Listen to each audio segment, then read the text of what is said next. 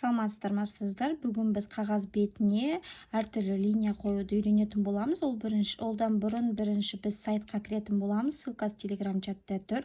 Бірінші бетте барлығы орыс тілінде жазылған. Жоғарыда бізде линияның түрлері берілген. Бастауыш сыныптарға шығарғанға, подготовительный курстар жүргізетін болсаңыздар, осы арқылы шығарсаңыздар болады. Сетка деген ішінен сетканы таңдасаңыздар болады. Фигуралар бар, 3D бар, координаты бар, точки, ойындар бар, және тағы басқа түрлері бар.